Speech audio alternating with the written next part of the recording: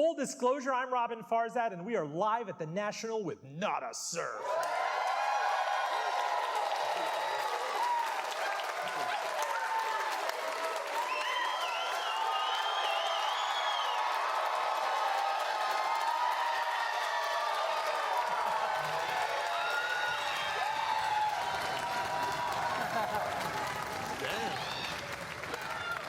That's right. This is one band's nearly 3 decades of hustle, highs, lows, plus high-low, heartbreak, reinvention, all during the vast disruption of the recording industry. You're going to hear the stories, then you're going to hear the music. But now, please, wait for it. It's a Not a Surf on Full Disclosures Radio. Do stay with us.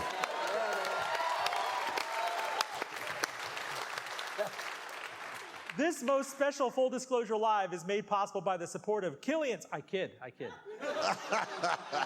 By VPM, Virginia's home for public media, using the power of media to educate, inspire, and entertain. More at vpm.org.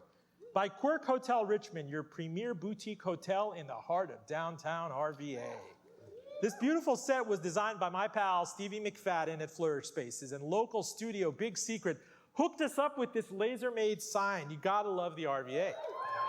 Tonight's special episode will podcast to both npr.org and iTunes. You can subscribe at link fulldradio.com.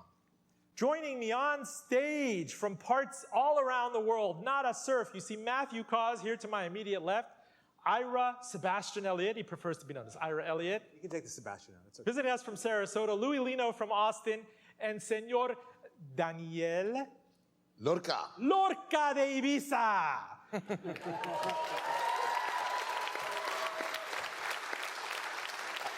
I figured I'd just save my commute time and just move there. It's so cosmopolitan. You have one of us visiting from Cambridge, Mass, Sarasota, Austin, and these guys all got together in the hotel last night.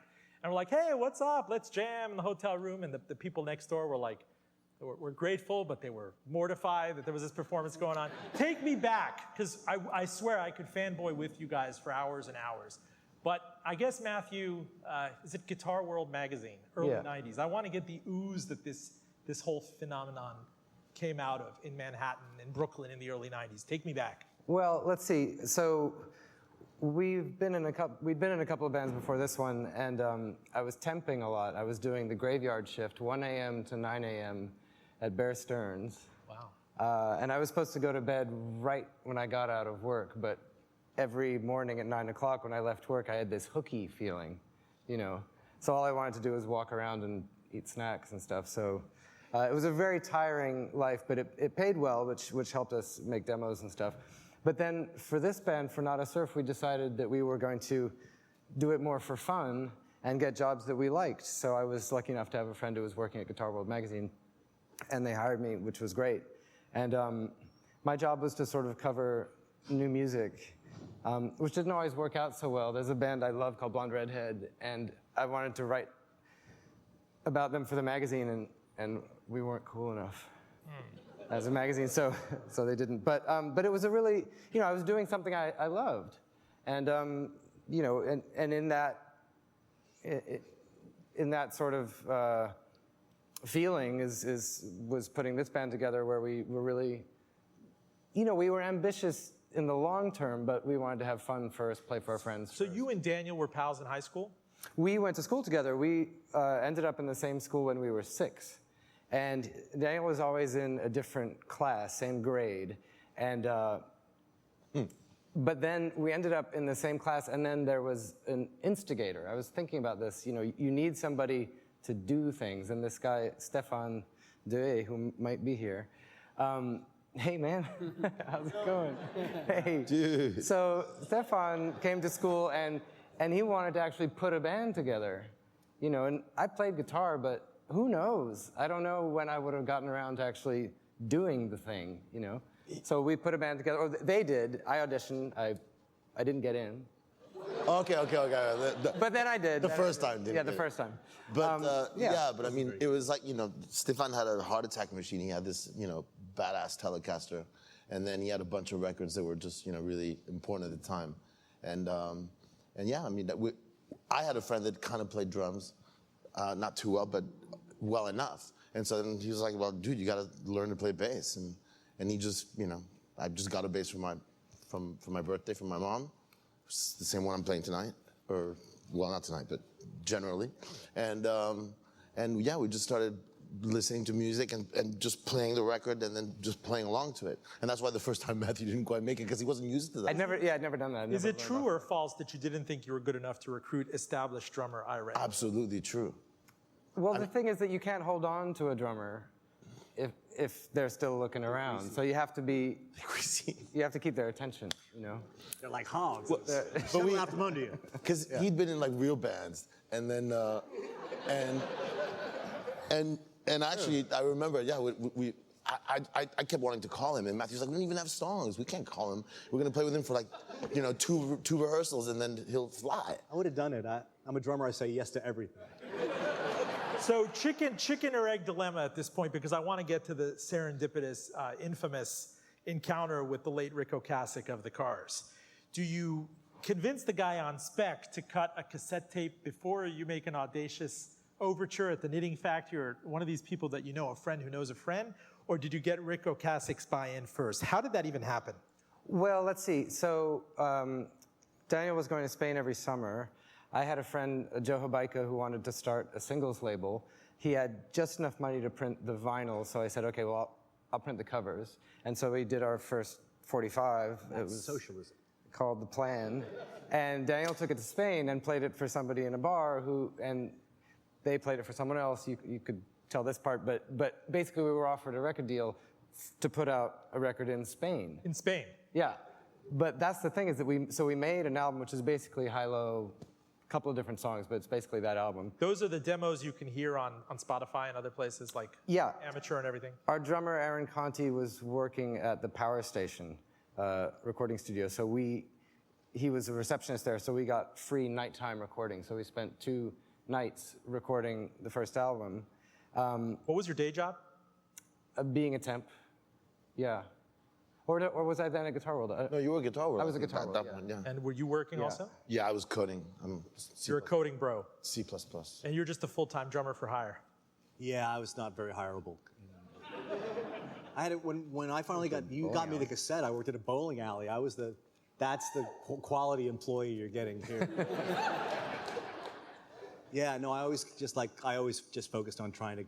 But any job I had was totally secondary to that. And we never wanted to like fire our drummer, but like whenever we needed a drummer, I kept saying, fire Elliot, and Matthew kept saying, no, and then finally it was like, no, now we had the songs, because you gotta wait. Our drummer Aaron left the band, and then we had the songs, and so I was like, okay, and there was no internet or anything, so finding him wasn't that hard, but wasn't that easy either. I had to look. I looked in Manhattan. Didn't know nothing in the white pages. And then one day I was in Brooklyn, looked there, nothing. And then one day in Queens, I was in Queens, and so I looked at boom, there it was, Ira Elliott. Queens. And so I was like, okay, I found the number, Matthew. Now you call him. So did you guys cut a tape? Terrified. Did you guys cut a tape? And it must be somewhere, and we should have embedded it in here, but did you cut this mixtape? Like my time in Manhattan, you'd meet guys in Times Square that would hand you CDs that they burned and like beg you to get it to someone. Like there was a kind of an air of desperation to it. But I want to hear this, like you noticed out of the corner of your eye, Rick Ocasek. For everybody, Rick Ocasek of the Cars, they start off in 78, 79. He had left the band after a huge Grammy run, like they took over the 80s, married a supermodel, and was finished with the band by 1988, 1989, and he wanted to become a producer. This is someone who learned with Roy Thomas Baker, who did Queen, with Mutt Lange, who did Def Leppard and AC/DC. So were you kind of stalking him?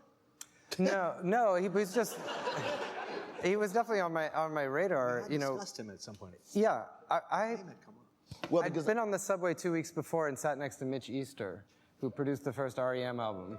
And I had a tape in my pocket, and I was too shy to give it to him. And I promised myself that the next time I saw somebody that I should give it to, I would.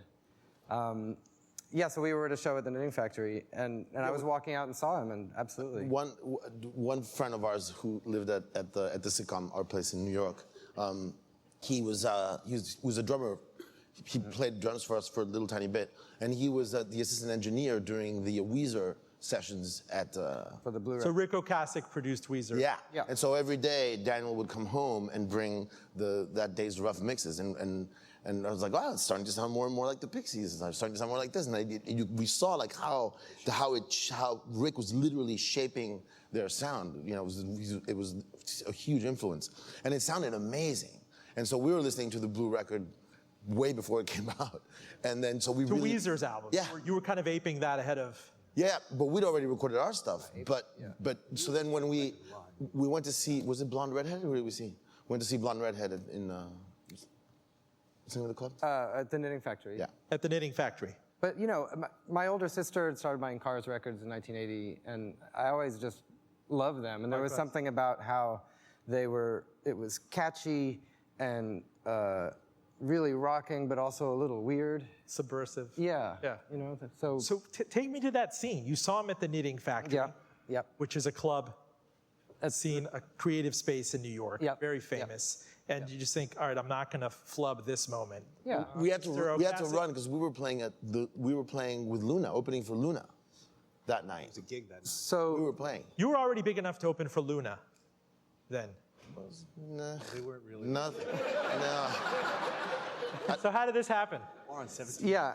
Well, so I noticed him, and also, you know, Ira just joined the band, so we're trying to like get something going so that we can keep him. Yeah. Well, it's just reality of drummers in New York or anywhere. I was roadieing at the time. That was the other job that I had. Yeah. Roadie.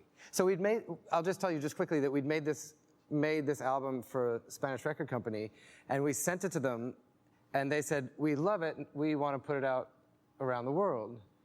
And they didn't have any distribution anywhere outside of Spain, so we're flattered, but what do we do now? We couldn't do it. So, but it felt like a finished record, you know, so I don't know if that helped me feel like, I was going to say confident, it's not that, it just made me feel like I wanted to do something. Was he sitting in the corner? No, he's standing there. walking in. And I How do you go? I'm Mr. Ocasek. yeah, I'm sorry to bother you, but I'm in a band and I have a tape I'd love to give you. And he was very kind, and he took it and said, is your number on it? Is your name on it? Okay. And did you ever expect to hear from him? It's such an almost no. famous-like anecdote. I dined out on that for 2 weeks. Telling people that I'd given it. I never thought I'd hear from Matthew him. called me up. He's like, dude, I came home and there's a message. Hold on. answering me. I heard the legend in New York is Matthew had a voice answer Yeah, machine that's messages. Hello, Matthew. It's Paulina Poroskova. I'd like for you to come over. Not true? No, not true. Not true. That's a better story. No, I had a roommate, and I came home, and he looked like the Cheshire Cat. You know, he's like, you should listen to the answering machine, because, and it was Rick saying to call him, and you know, it was very, very kind. He wasn't home, and he was in the Berkshires or something, and he gave me the number there, and I called him, and we set up a day, you know, 2 days later, and. It was summer evening, and I rode my bike up to his house on 19th Street, and I think it's pretty funny. I locked my bike to a pole, but I hadn't locked it to anything because I was so in a dream that I must just have taken the lock and closed it again. I didn't do anything. So they call you inside, and there's a recording studio inside. Was it Paulina who answered the door? Paulina Poroskova, the supermodel, the face of the 80s. No, it was Rick, but I stood with the two of them in the kitchen for a while, and they really put me at ease. They were so sweet. And then and I sat at the kitchen table with Paulina, and Rick made us coffee. Very domestic. Yeah. And I wrote a little piece about this. I feel silly repeating the line because it was a compliment being paid to me, but it meant so much to me. She said while he was making the coffee, she said, he likes your phrasing. And this was the first time that somebody on the outside had recognized something in us and me, you know. And so, I was really, really moved. Yeah. And then he invited me down to his studio in the basement, and he said, "What is this tape?" And I said, "It's this, it's an album, but we can't put it out." I told him the short story of why, and he said, "Well, you could release it like that. It's good. But if you ever want to re-record those songs, I want to produce it, and I'll do it cheap." And I said, well, in fact, we have this new drummer we're really excited about. We want to remake it. And he said, do you have a record deal? And I said, no. And he said, okay, we'll stay in touch. And then a couple of weeks later, more fairy tale things happened in that we played a little club on 16th Street, and a guy came up to me after and asked me for a tape, and he said he worked at a record company called Number 6. And I'd heard of them because they'd put out an Unrest record called Imperial that I really loved, and a Dean Wareham single, speaking of Luna. And this was exciting, you know, cool little label. And so I give him a tape, and he calls me the next day and says, well, actually, I work at Elektra, and I played this for a friend, Ben Weber, who's now our manager, and Ben played it for his boss, who was an A&R guy, and so Bobby, the guy from Number 6, that's the name of the label, calls me that day and says, well, when he said, he says, I work at Elektra, and my boss wants to see you today. And so we all went up there, and they offered us a deal on the spot. And we said no, just because it was kind of over... It was the right thing to do. The first thing you're offered. It was kind of overwhelming. And anyway... Oh, sure. Did you have any representation, any kind of like comparables, or know what, guys, we got to go in for this, we got to hold off? No. You had some financial chops, you worked at Bear Stearns, but... No. That's not financial chops. I always think it's like I could type fast. It's like Ben Affleck and Matt Damon in Good Will Hunting, like Retainer. I was the one with the Amex card. No. But I'd always wanted to be on, there's a New York label called Matador that I really love. There's a North Carolina label called Merge that I loved. Yeah. And then Touch and Go also. These are labels I idolized the bands on those labels and, kind of fetishized those labels, but I couldn't get anything going. So this was an unusual offer, but, commercial alternative was still happening. There were still hits on the radio of kind of left-leaning college rock stuff, but we kind of knew that window was closing. This was the tail end of that period. Yeah. So it was probably a bad idea, but it's all we had going. So I called Rick and said, Elektra offered us a deal. And he said, and the cars had been... hold on, let me make a call. And he calls this company called Maverick, was Madonna's label in Los Angeles, and they fly us out there and offer us a deal. And then my sister had worked in college radio, and her program director worked at Warner Brothers, and I called him for advice, and then they offered us the deal. So you guys are hot, and anybody in 1996, remember, for better or for worse, because we have to get into Popular. Yeah. The people who don't know you know Popular. And I think at first blush, if you'd remember that in 1996, I remember MTV, so much airplay. It was still the heyday of the $17 CD and FM radio and Popular.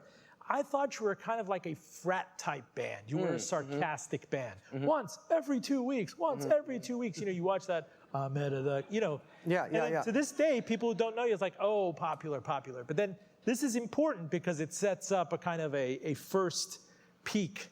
I have to know what that was like that year. I mean, I saw you on 120 Minutes. You were firmly you were in the MTV firmament at that point. Take me back to that moment. I remember, do you remember when we did the Stimpy dance?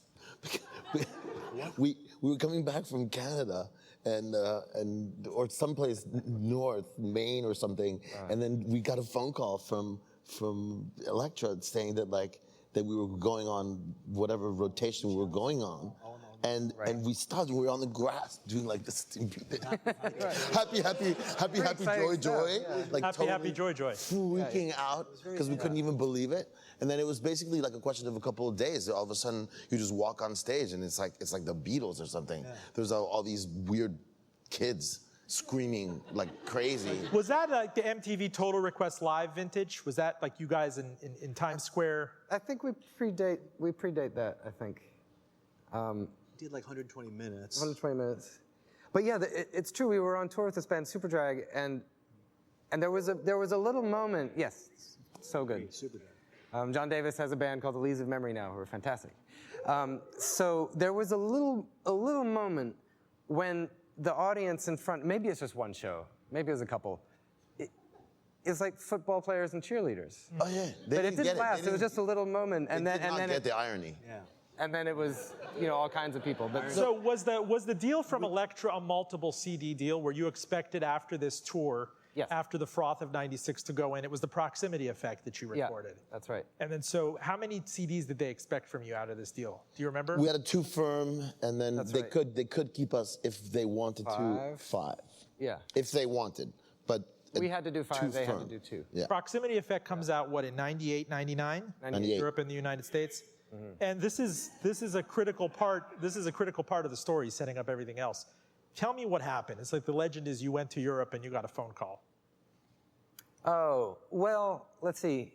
There were a couple of phone calls. I mean, there were actually a lot of phone calls while we were making the record. I was talking to our A&R guy, and he kept saying that we really needed a single. And it's great to have one. But the way he was putting it was, if we don't, the term was dying on the vine. You know, if we don't have another radio hit, we'll be dead out there. And that was the beginning of realizing that we were with the wrong people, because if you don't have a single, you still have an album, and we were really excited about the record we were making. But there was this real pressure to have a hit, and apparently we didn't, according to them. So they delayed the album, and then it came out in Europe anyway. Yeah, they delayed it once, then they delayed it again. At one point, the second delay was quite long, and so the people that handled us in France were very excited that we had that extra time. So they're like, hey, let's fly them over. And then we ended up doing a ton of promo in France, did all these TV shows, and we did really, really well and got great reviews and everything. And then basically Elektra said, okay, you got to get the record off the shelves. So it was first sale for a month in France. And only in France, because it came out there earlier than anywhere else. And then they just didn't release it anywhere else, and then took it off the shelves in France. So it was basically like really complete sabotage. I mean, they really They sabotaged it. Yeah, they wanted just, because they wanted us to either go ahead and make another popular, literally, like another version of it. Was Rick Ocasek available for counsel at this point? Like, guys, like, or was that? Yes, he Rock- was. Yes. He was, and he helped us do an edit. We had a song called Mother's Day, which was something that I had a funny feeling about trying to write a hit on purpose. And so to make myself feel better about it, and now I wouldn't mind that at all, and I'd probably try to do it on purpose every day. I don't know how. I don't know who does. Well, some guys in Sweden know how to. But so I'd written this song about date rape, and because I thought if I write about something that is important to me or an issue that I think needs to be talked about, then I'll feel okay about trying to make a hit out of it. And I sort of failed. It's not musically super catchy, but we had a moment of thinking, okay, well, this is the song we think could be that, and we called Rick and asked him to come help us edit it. It was in Louis' studio. Yeah. And what were we doing? We were just like making a shorter version. Did we change it? Yeah, we were cutting out some verses and making a short first chorus, that kind of thing. And right. I remember him. It was really kind of him to do it, because I'm sure he realized that this wasn't going to work. The legend in New York is that you guys all regrouped under the Williamsburg Bridge, and Daniel threw the masters and his bass into the East River like, it's over! No more music for Joe! No, it didn't. That's like, enough people tell these stories in it, but this is That's what almost a true story. I did have to go to the magic shop one day we were going to go mix. And again, like, people are always really, really sweet to us in the industry because they know that we don't have a label, blah, blah, blah. So they always give us, almost freebies and everything. So we're doing some mixing there, and I had to bring the master tapes, like 3 or 4. They're heavy. Of the Elektra masters. Yeah, and it was a Sunday, and I didn't, even think about the fact that it was the marathon. So I had to cross Bedford Avenue to get to the subway, and I was carrying these super heavy tapes, and it was right when the whole thing was going through, and these guys were waiting for me, and there was nothing they could do when I was like, oh. So I had to literally join the marathon. Took me like 7 or 8 blocks to make it all the way across. And like I overshot the subway by like 5 blocks. And I got to the studio all like, he's just. That's heavier than the guy with the rhino costume. Dude. Full disclosure, I'm Robin Farzad. You are listening to Not a Surf Live at the National. They're talking about their quarter century in the music business, the highs, the lows, the reinvention, the tenacity, the grit, the hustle. Where was that moment, if you guys can timestamp it and place it for me? Was it at a bar where you guys met and regrouped over a bunch of pints and said, listen, we can either, guys, we gave this a great try, it was great, we had the euphoria of 1996. I understand that you continued to gig through it. Yeah, I remember a show at the Cooler. I think that was the first, that was a club on 14th Street, and that was the first show we'd played after realizing that that record wasn't going to come out. And, you know, it was upsetting at first. You know, I remember sitting in my apartment, we were saying, well, there's no way they won't put it out. They're just not going to support it. And then a couple of days later, we get the call to actually it's not happening. And we played at the Cooler, and, you know, there were a few more people than we expected, and the audience was really enthusiastic, and we had a great time. And that blown out is basically the last 20 years. Because what's happened since then, when people say, like, how, you know, what's the secret to staying together for so long? We have some answers, but the real answer is that that entire time we've had a really kind, generous audience that made the shows fun. And why would we stop? You know, it's a great thing to be able to do. What's amazing to me is if you take...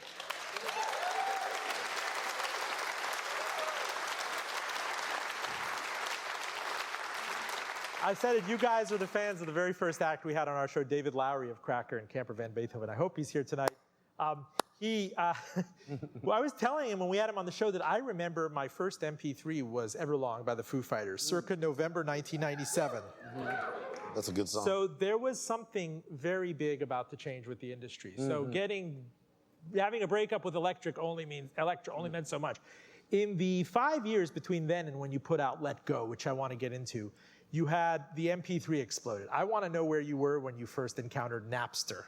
I want to know where you were when you first handled an iPod.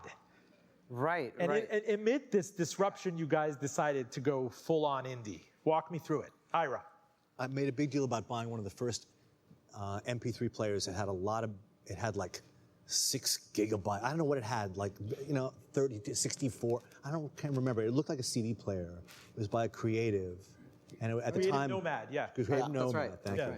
And I was so happy to like load this thing. It was very glitchy, and he kept having to restart it. But it was great to like be able to travel with all that music. That was just about a year before the iPod. Well, the programmer in you, Danielle, said that at this point, you're like, why doesn't Elektra just give it back to us and I can rip all the MP3? I could theoretically stream it out. You understood, being a computer person, where this was headed. Well, it was actually quite funny because I had a sort of a partner whose name was also Daniel, and he was more like sort of the front end but he was putting together websites. Like he was going up pitching to Elektra. He was pitching them a website and a streaming with content and blah blah. They didn't even know what MP3s were. So I was working on that with him on the back on one end, and then I was signing a deal with them, you know, as a band on the other end, which was really strange. They had no idea. But the guy that went to the meetings was my partner Daniel, and they really had no idea at all. Like we had a hard time telling them the fact that things were going to stream and people were going to download this and they were going to get it like that in that format. So we were very careful that when we signed, we maintained all those rights to ourselves because they didn't even know that we only gave them like, you know, LPs, you know, vinyl, CDs, and cassettes. I, for one, was a huge fan of the proximity effect. I Napstered the whole thing. I'll pay you retroactively for it. I'll be very honest with you. You already have. Well, you know, I put it on my first iPod, but I'll tell you this, that the backstory behind this, that even after that, when all of this stuff was happening, and even, forget about that, iTunes. Like, what did you guys think about no longer the compact tier is not the $17 CD, but people are going to fish out your favorite things and might give you 99 cents for an MP3. I thought making songs 99 cents was such a big mistake, and I really wish they'd made it 5 cents, you know, because then there would have been a question of honor. If something that they can make like that for nothing is going to cost you almost as much as buying a physical object, it's not fair. It's too expensive. So I don't blame anyone for stealing it. But if it had been 5 cents, right? If MP3s had cost 5 cents to buy legitimately, you would have felt kind of like a chump to steal it. I don't know. There were people sitting around on the Ethernet connections in the office all night, like filling up the little keychain drives. I remember this, 2001. Well, I remember when I heard of Napster, I went to take a look, and I typed in "Not a Surf," and what came up, row after row after row, was "Detachable Penis." It's a song by a band called King Missile, and there's talking in it. And I realized that for some reason, a lot of people were conflating the two bands and the two songs. And so I was... That was Daniel jamming the system. Yeah, right, why? Remember all the crap you would download? Like, it felt really wrong at that era, but you knew that the writing was on the wall. You start to see mass consolidation. Look at all the labels out there that started crumbling like it's like a dinosaur in extinction period. And I want to get at the executive decision that you guys made, this vision quest to take, what was it, a van across the country and sell merch. And if you had enough by the time you hit LA, I don't know if the story's apocryphal too, that you would burn your follow-on CD. True or false? I had the idea and I sold it to these guys. I mean, we agreed that we could do it. Whose van? Did we buy the van at that point? We bought, which was probably not a great idea. I don't remember. Well, we decided to make another record at the same studio where we'd made the Proximity Effect with the same producer. And we toured our way over there, and we didn't really know, we didn't have quite enough money to pay him, but we knew that if we sold enough merch, and so that was like, every night I would say, we have records and we have T-shirts and CDs, and if you buy one, you'll help us make the next record, and it's kind of what everybody does, but it felt great.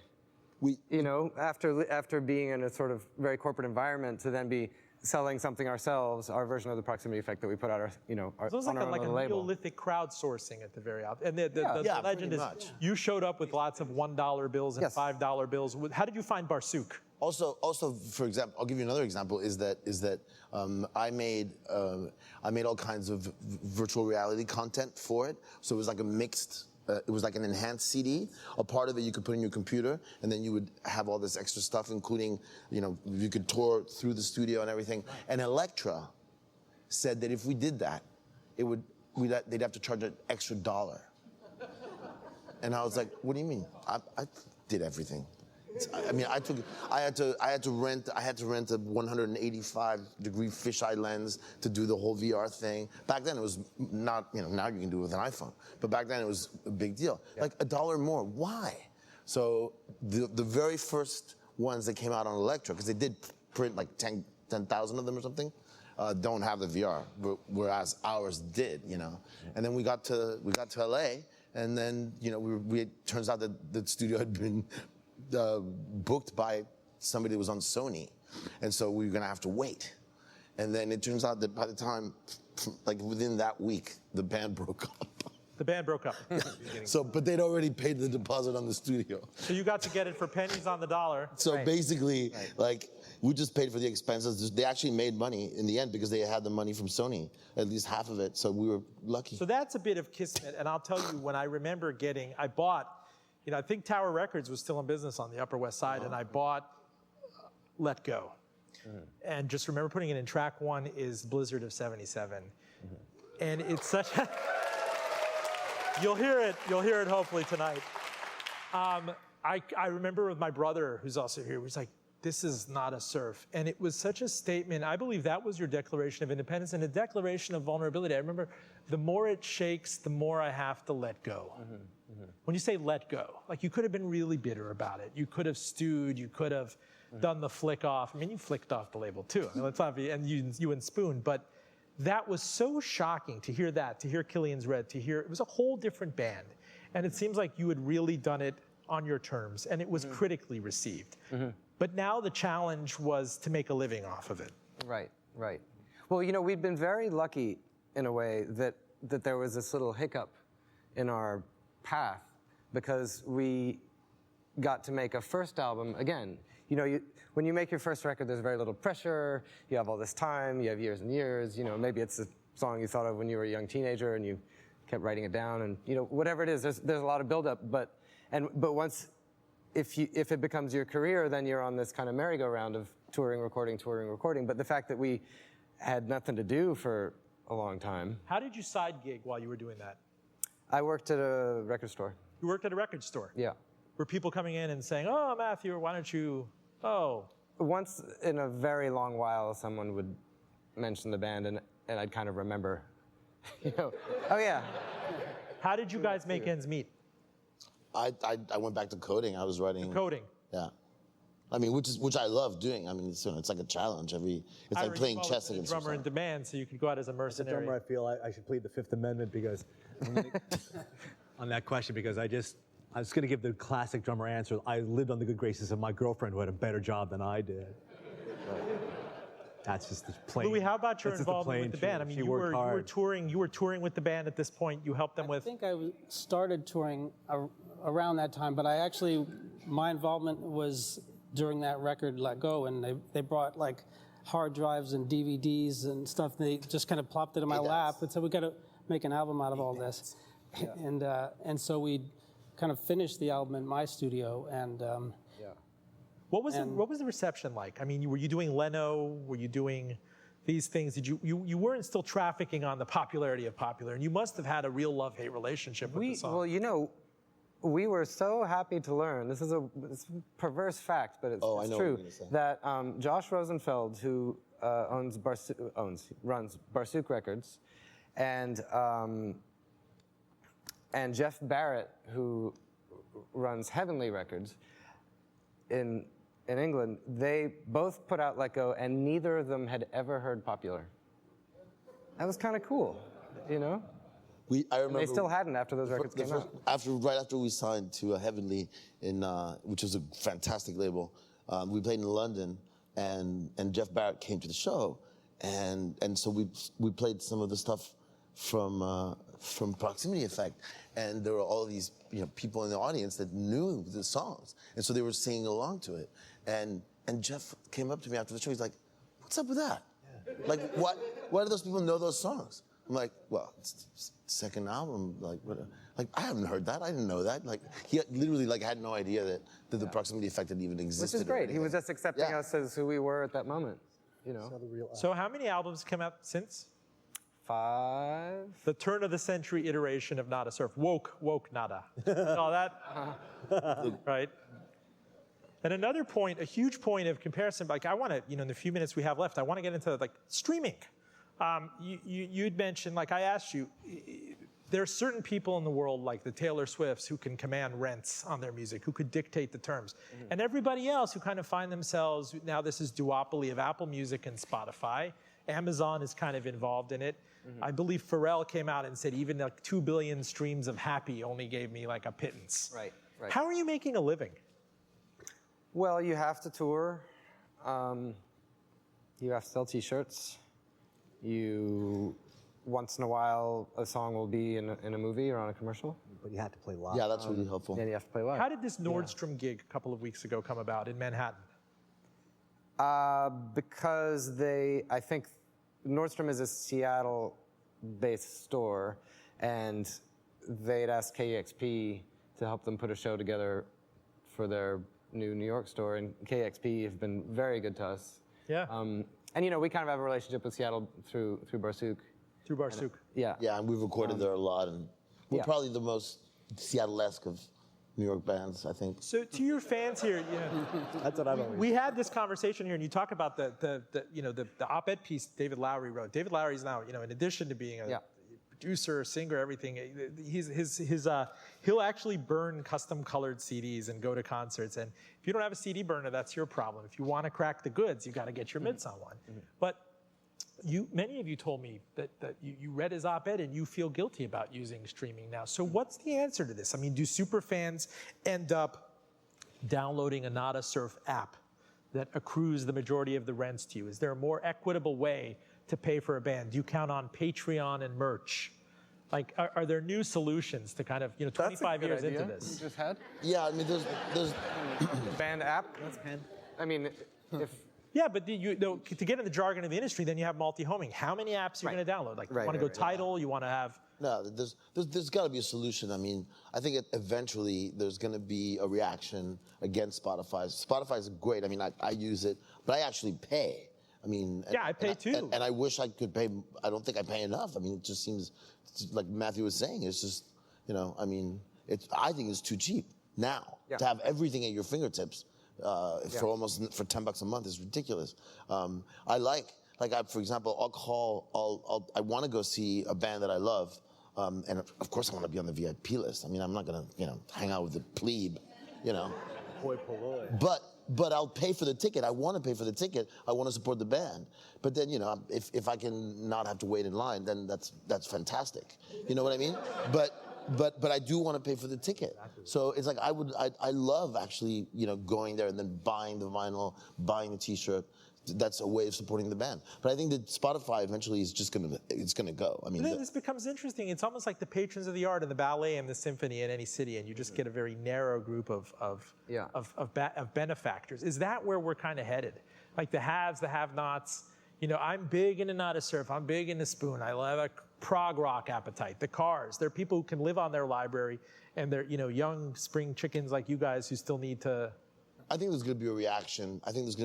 And the Spotify model is going to evolve into something that's just much more less of a pyramid, and where everything is just more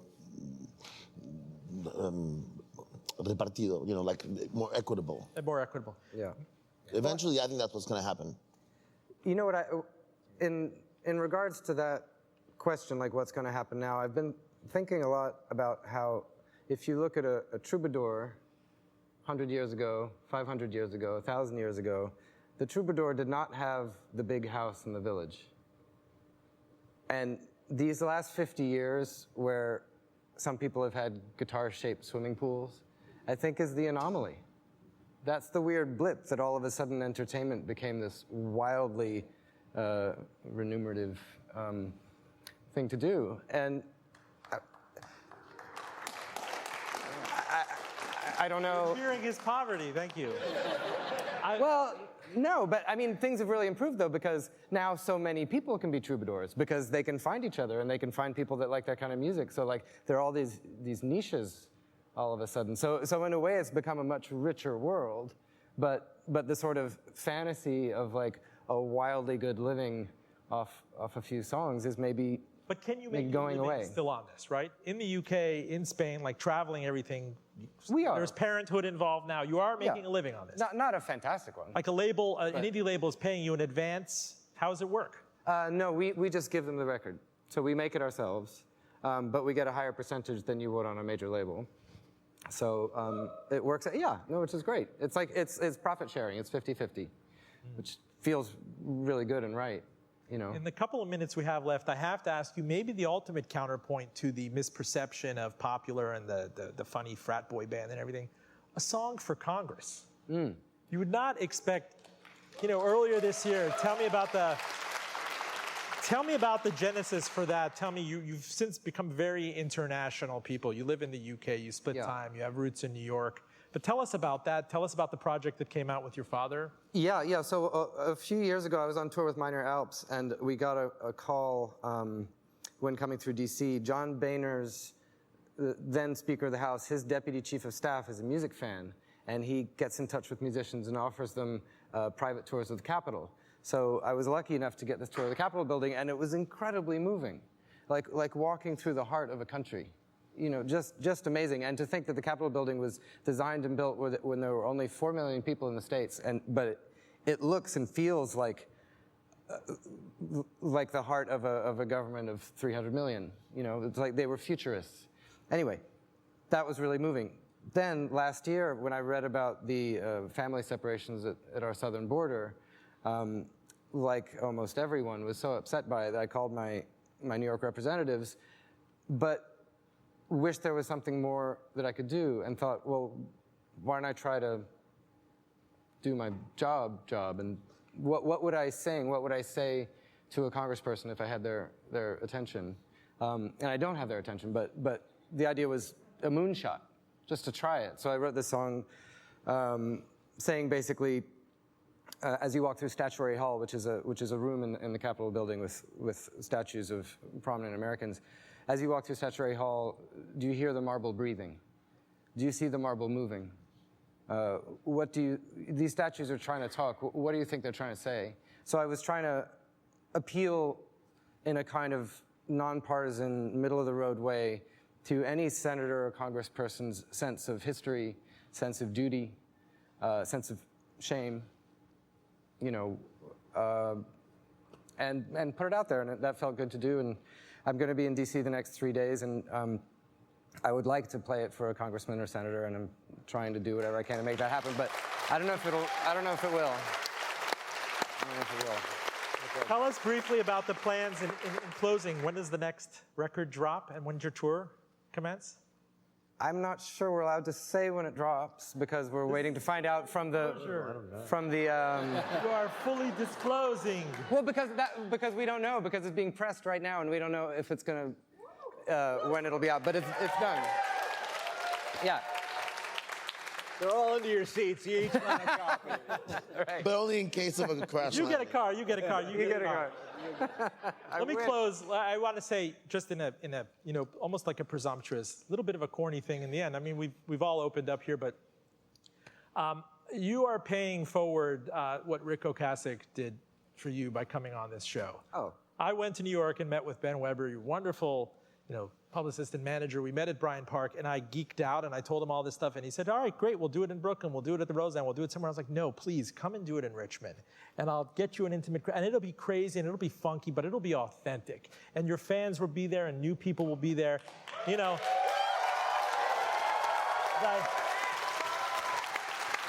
And to quote, Stop crying. to quote a great philosopher, if we fail, if we succeed, at least we'll live as we believe. So thank you for that.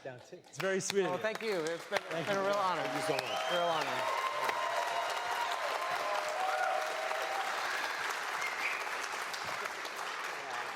Full disclosure, wait for it again. You said I should get professional help. So I did. Lucas Cross and the Branching have been following the band since the moment they landed, spying on them like the DEA. Thank you to director Lucas, Alexandra Cross, Johnny St. Hours, Christina Garnett, Andrew Veroff, and Sam Bennett on audio. John Valentine is our audio editor. Props to Ben Weber and James Perry for believing in this project. Steve Humble at VPM, Herbie Morales on social media, Mark Lugo at the National for believing in this, Abu Abu and KP Plums, Kristen O'Connor and Jessica Gordon. This show airs on NPR member station VPM News on the NPR One app and on iTunes at link fulldradio.com. Subscribe early and often. Finally, a last confession to the band. Wait for it. I know I'm just an amateur, but I've gotta try. Nada Surf, the stage is yours.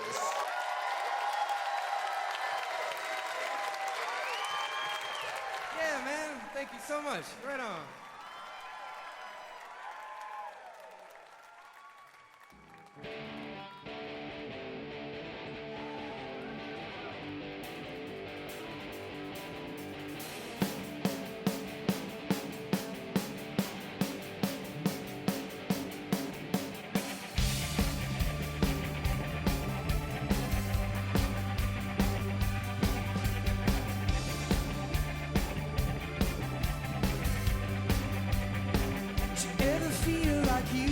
Landed on this earth, you see the creatures all do their dances back and forth. Well, you get restless and then you join them on the floor.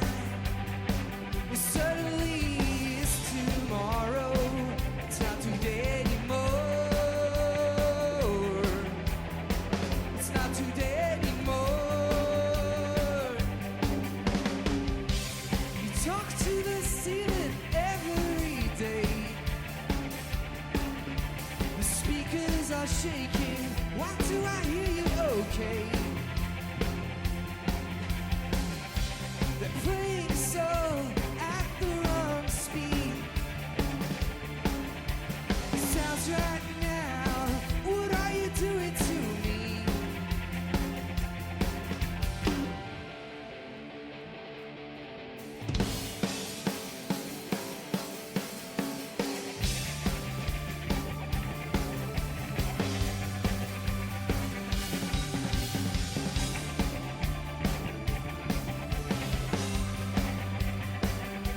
ever feel like what we call real life is not so real?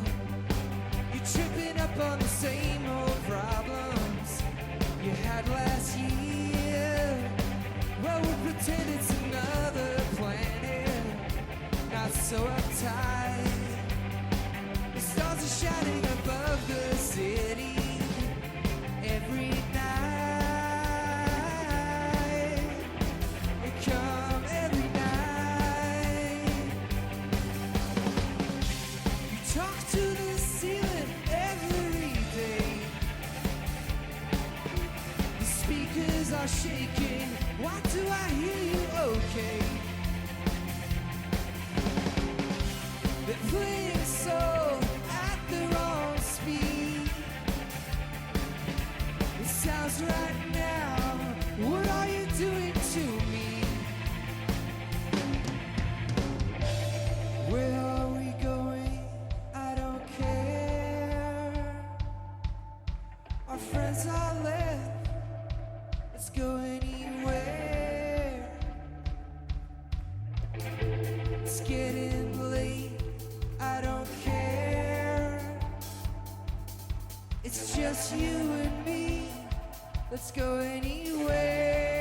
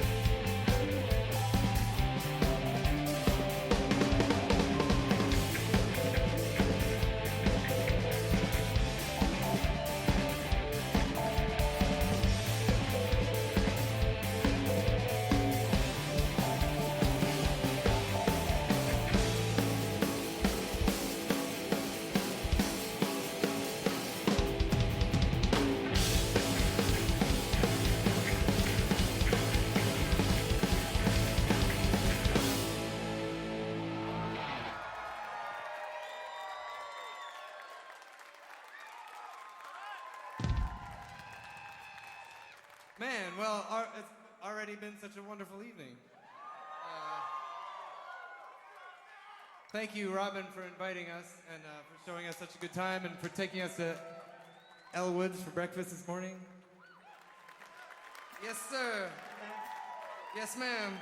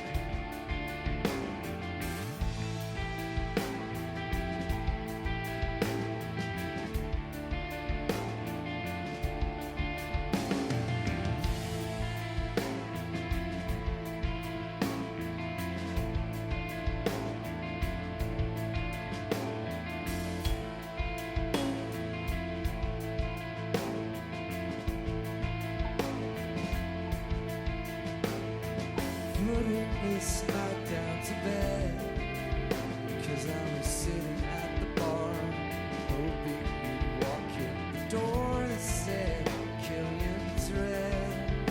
'Cause I left you a note that said come on out and both get right off of our heads, float up off the chair.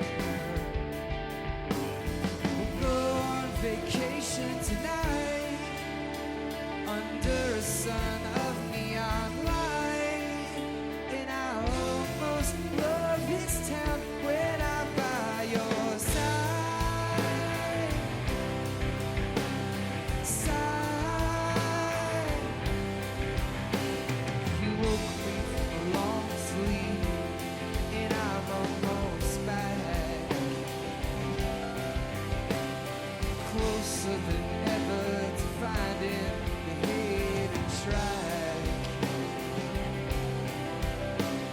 If I told you the truth, you wouldn't like what I say. I almost believe I was dead, but there'll be no more waiting. You're gonna melt all the ice in my head, and there'll be no more crying. You're gonna make it all better instead.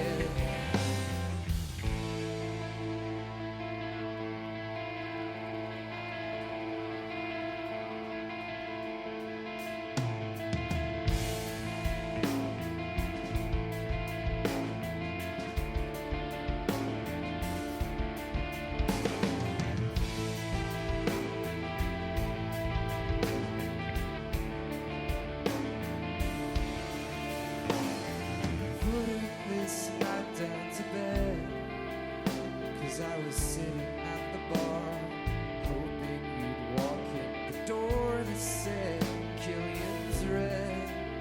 'Cause I left you a note that said, come on out, both get right off of our heads, float up off the chair. I get secrets at night, but they don't stay. I get secrets at night, but they go away. Go on vacation tonight, under a sun of neon light, and I almost love this town when I'm by your side.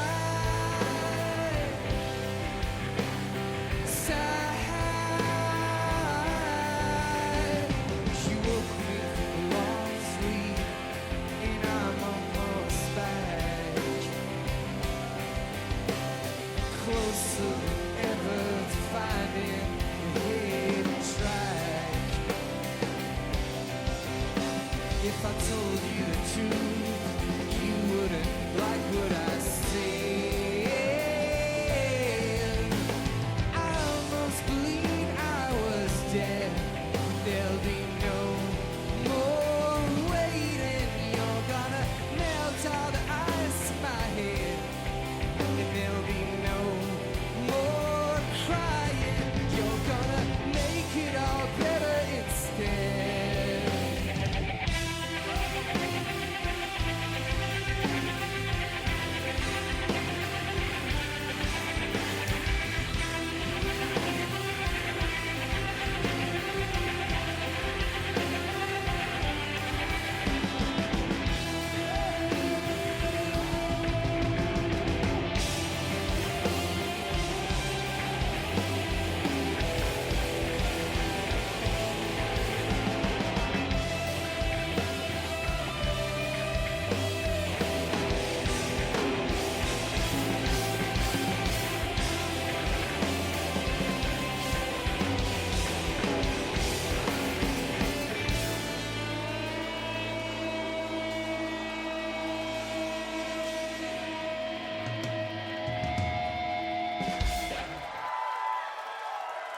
What a lovely night. It's been great to hang out with you. Thanks again to Robin. Thanks you guys so much for coming.